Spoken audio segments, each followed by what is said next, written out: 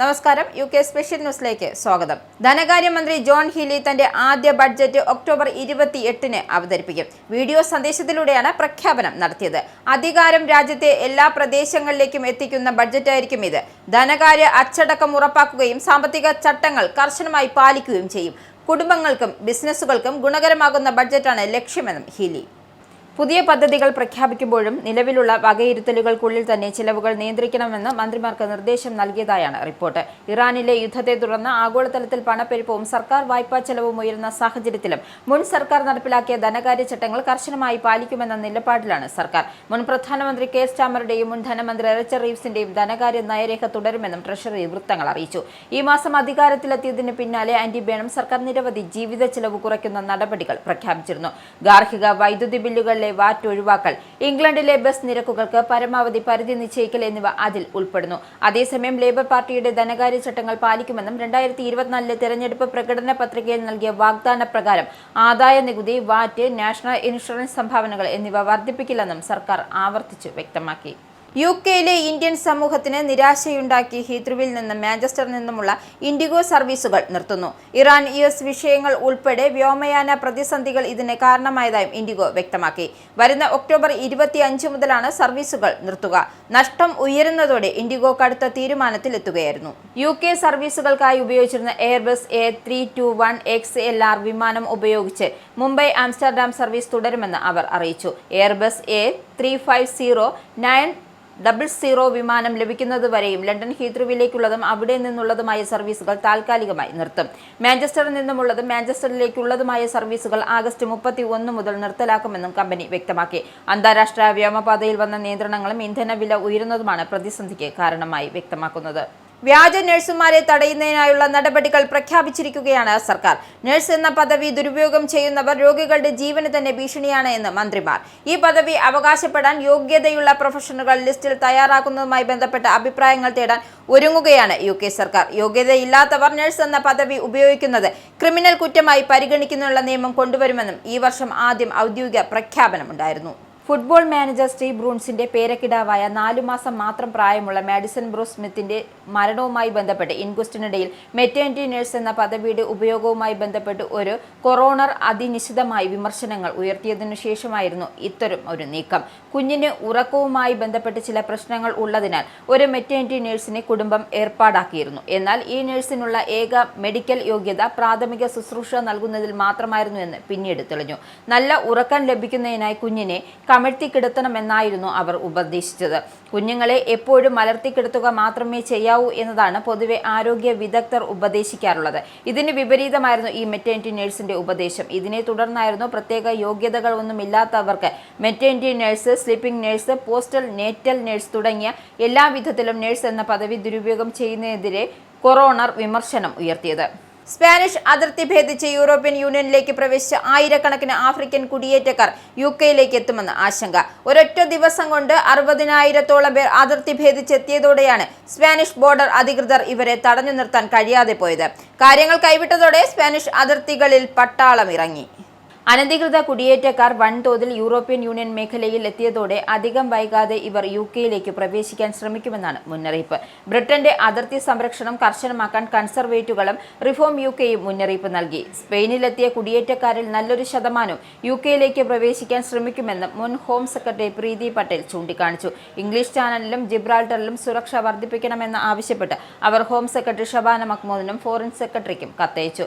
ജിബ്രാൾട്ടറിൽ സ്പെയിനുമായുള്ള അതിർത്തി നിയന്ത്രണങ്ങൾ ഒഴിവാക്കാൻ അടുത്തിടെയാണ് ലേബർ ഗവൺമെന്റ് കരാറിലെത്തിയത്. അനധികൃത കുടിയേറ്റക്കാർ ഒഴുകിയെത്തുമ്പോൾ ഇവർ UK-യിലേക്ക് എത്തുന്നില്ല എന്ന് ഉറപ്പിക്കാൻ എന്ത് സംരക്ഷണമാണ് ഉറപ്പാക്കിയിട്ടുള്ളതെന്നും പ്രീതി പട്ടേൽ കത്തിൽ ചോദിക്കുന്നു. സ്പെയിനിലെ സ്ഥിതിഗതികളിൽ ഫോറിൻ ഓഫീസ് ഇതുവരെയും പ്രതികരിച്ചിട്ടില്ല. പ്രതിസന്ധിയുടെ പശ്ചാത്തലത്തിൽ EU-വിലെ അതിർത്തിയില്ലാത്ത ഷെങ്കൻ സോണിൽ നിന്നും സ്പെയിനിനെ സസ്പെൻഡ് ചെയ്യണമെന്ന് ഇറ്റാലിയൻ പ്രധാനമന്ത്രി ജോർജിയ മെലോണി ആവശ്യപ്പെട്ടു. അനധികൃത കുടിയേറ്റക്കാർക്ക് സംരക്ഷണം നൽകുന്ന തരത്തിൽ കോടതി ഉത്തരവ് വന്നതിന് പിന്നാലെ സ്പെയിനിലേക്ക് ആയിരക്കണക്കിന് അനധികൃത കുടിയേറ്റക്കാരുടെ അധിനിവേശമായിരുന്നു. 3 ആഴ്ച മുമ്പ് വന്ന സ്പാനിഷ് സുപ്രീം കോടതിയുടെ വിധി അനുസരിച്ച് സ്പെയിനിലേക്ക് നീന്തിക്കയറുന്ന കുടിയേറ്റക്കാരെ തടയാൻ കഴിയില്ല എന്ന സ്ഥിതിയാണ്. ഇതോടെ സ്പാനിഷ് എൻക്ലേവ് ആയ സ്യൂട്ടിലേക്ക് ആയിരങ്ങളാണ് നീന്തിക്കയറിയത്. ജലത്തിൽ കാണാവുന്ന അതിർത്തി ഇല്ലാത്തതിനാൽ നിലവിലെ ഇമിഗ്രേഷൻ നിയമങ്ങൾ ഇവരെ മടക്കി അയക്കാൻ പര്യാപ്തമല്ല എന്ന് സുപ്രീം കോടതി കണ്ടെത്തി. എന്നാൽ വിധി മനുഷ്യക്കടത്ത് സംഘങ്ങൾ വ്യാപകമായി ഉപയോഗിക്കുകയാണ്. അസാധാരണമായ തോതിലാണ് അനധികൃത കുടിയേറ്റക്കാർ രാജ്യത്തേക്ക് നീന്തുന്നത്. നീന്തിയെത്തുന്ന അനധികൃത കുടിയേറ്റക്കാർ നാട്ടുകാരുടെ വീടുകളിലും കടകളിലും കടന്നു കയറുന്ന സ്ഥിതിയാണെന്നും ഇതോടെ ഭയചകിതരായ പ്രദേശവാസികളും ഷോപ്പുകളും റെസ്റ്റോറന്റുകളും ബാറുകളും അടച്ചുപൂട്ടുകയാണെന്നും സ്യൂട്ടിലേക്ക് നീന്തിയ 18 പേരെങ്കിലും മരണപ്പെട്ടതായാണ് കണക്ക്. കുടിയേറ്റക്കാർ സകല നിയന്ത്രണങ്ങളും തെറ്റിച്ച് എത്താൻ തുടങ്ങിയതോടെ ബോർഡർ ഗാർഡന്മാർക്ക് നിയന്ത്രിക്കാൻ കഴിയാത്ത സ്ഥിതിയാണ്. ഗവൺമെന്റ് ദേശീയ അടിയന്തരാവസ്ഥ പ്രഖ്യാപിക്കണമെന്ന ആവശ്യമുയർന്നിട്ടുണ്ട്. മാഡൽ ഗാർഡുകളെ സഹായിക്കാനാണ് സൈനിക യൂണിറ്റുകൾ രംഗത്തെത്തി. അനധികൃത കുടിയേറ്റക്കാർ കൊള്ളയും തീവെപ്പും കലാപവും നടത്തുമെന്ന ആശങ്കയിൽ പ്രദേശവാസികൾ അതിർത്തികളിൽ നിന്ന് പലായനം ചെയ്യുന്നുണ്ട്. സ്ഥിതി കൈവിട്ടതോടെ സുപ്രീം കോടതിക്കെതിരെ രൂക്ഷ വിമർശനമാണ് ഉയരുന്നത്. സ്പെയിനിലെ സോഷ്യലിസ്റ്റ് ഗവൺമെന്റ് കുടിയേറ്റത്തിന് അനുകൂലമായ നിലപാടാണ് കൈക്കൊള്ളുന്നത്. UK-യിൽ ചെറുപ്പക്കാരിൽ ഭൂരിഭാഗവും പഠിക്കുകയോ ജോലി ചെയ്യുകയോ ചെയ്യാതിരിക്കുന്ന അവസ്ഥ രാജ്യത്തെ കടുത്ത സമ്മർദ്ദത്തിലാക്കുന്നു. ഇപ്പോഴിതാ രാജ്യത്ത് നിരവധി പ്രദേശങ്ങളിൽ കഴിഞ്ഞ വർഷം തൊഴിലില്ലായ്മ വർദ്ധിച്ചതായി പുതിയ കണക്കുകൾ. കൂടുതൽ കുടുംബങ്ങൾ സാമ്പത്തികമായും സമ്മർദ്ദത്തിലാണെന്നും ഓഫീസ് ഫോർ നാഷണൽ സ്റ്റാറ്റിസ്റ്റിക്സ് പുറത്തുവിട്ട റിപ്പോർട്ടിൽ ചൂണ്ടിക്കാട്ടുന്നു. 2024 ഇത്തരം കുടുംബങ്ങളുടെ വിഹിതം 26.3%. 2025 28.1% ഉയർന്നു. തെക്കൻ വെയിൽസിലെ റോണ്ട, സൈനൻ, ഡാഫ്, മർത്തിർ, ഡിഫ്റ്റിൻ തുടങ്ങിയ പ്രദേശങ്ങൾ തൊഴിലെടുക്കുന്ന ഒരാളും ഇല്ലാത്ത കുടുംബങ്ങളുടെ എണ്ണം ഉയർന്ന നിലയിലായിരുന്നുവെന്ന് റിപ്പോർട്ടിൽ വ്യക്തമാക്കുന്നു. ദീർഘകാല ആരോഗ്യ പ്രശ്നങ്ങൾ മൂലം കൂടുതൽ പേർ തൊഴിൽ ഉപേക്ഷിക്കുന്ന സാഹചര്യത്തിലാണ് ഈ കണക്കുകൾ പുറത്തെത്തിയിരിക്കുന്നത്.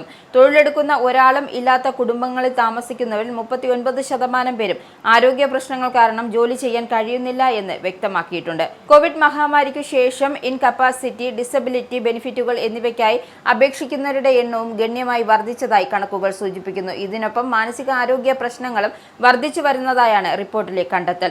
ഈ പ്രതിസന്ധിയെ അവഗണിക്കാനാകില്ല എന്ന് centre for social justice policy director Josh Shalom അഭിപ്രായപ്പെട്ടു. തൊഴിൽ മേഖലയിൽ കൂടുതൽ ആളുകളെ തിരിച്ചെത്തിക്കുവാനും ആരോഗ്യ പ്രശ്നങ്ങൾ നേരിടുന്നവർക്ക് ഫലപ്രദമായ പിന്തുണ ഉറപ്പാക്കാനും സർക്കാർ അടിയന്തര നടപടികൾ സ്വീകരിക്കേണ്ടതുണ്ട് എന്നും അദ്ദേഹം ആവശ്യപ്പെട്ടു. ഏകദേശം 3 പതിറ്റാണ്ടുകൾക്കിപ്പുറം ബ്രിട്ടൻ ആദ്യത്തെ സമ്പൂർണ്ണ സൂര്യഗ്രഹണത്തിന് സാക്ഷ്യം വഹിക്കാൻ ഒരുങ്ങുകയാണ്. അപൂർവമായി നടക്കുന്ന ഈ പ്രതിഭാസത്തിൽ UK കുറച്ചു നേരത്തെ ഏതാണ്ട് പൂർണ്ണമായും അന്ധകാരത്തിലാകും. വരുന്ന ഓഗസ്റ്റ് 12-ന് ഉച്ചതിരിഞ്ഞാണ് ചന്ദ്രൻ ഭൂമിക്കും സൂര്യനും ഇടയിലേക്ക് കടന്നു പോകുന്നത്.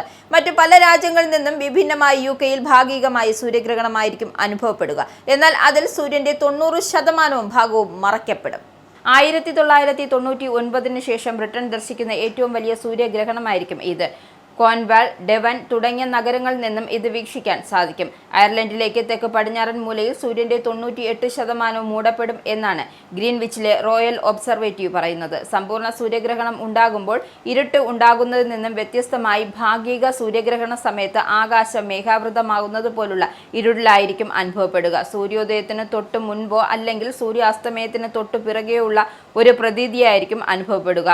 വൈകിട്ട് 6:17 ചന്ദ്രൻ ആദ്യമായി സൂര്യനും ഭൂമിക്കും ഇടയിലുള്ള ഭ്രമണപഥത്തിലേക്ക് കടക്കുക. ലണ്ടൻ, ബ്രിസ്റ്റോൾ, കാർഡിഫ് എന്നിവിടങ്ങൾ ഇത് ദൃശ്യമാകും.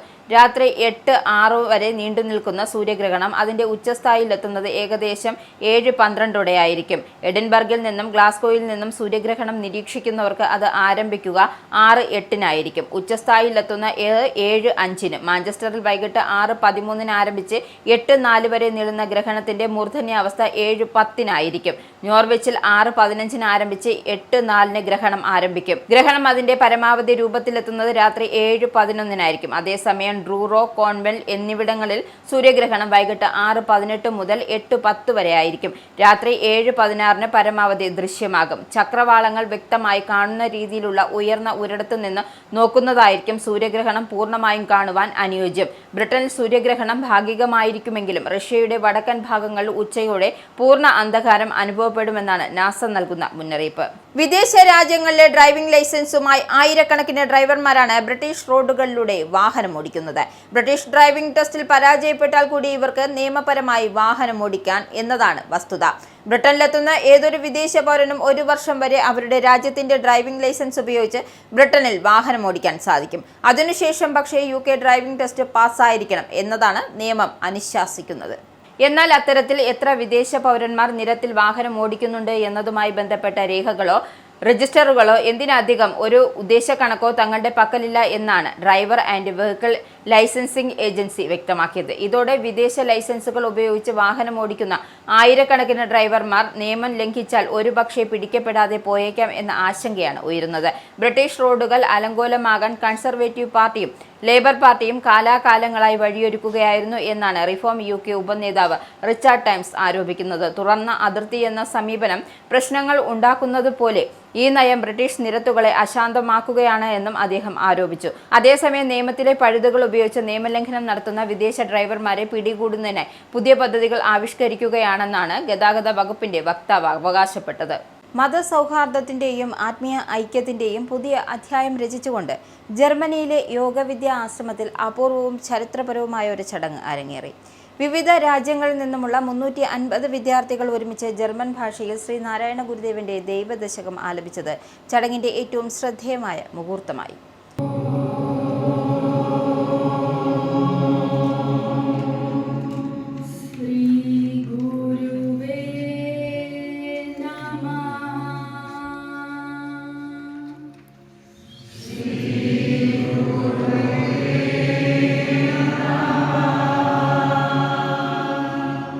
യോഗവിദ്യാ സ്ഥാപകനായ സുഖദേവ് ബ്രിഡ്സ് വിശുദ്ധ ദീപം തെളിയിച്ചതോടെ ചടങ്ങ് ഉദ്ഘാടനമായി.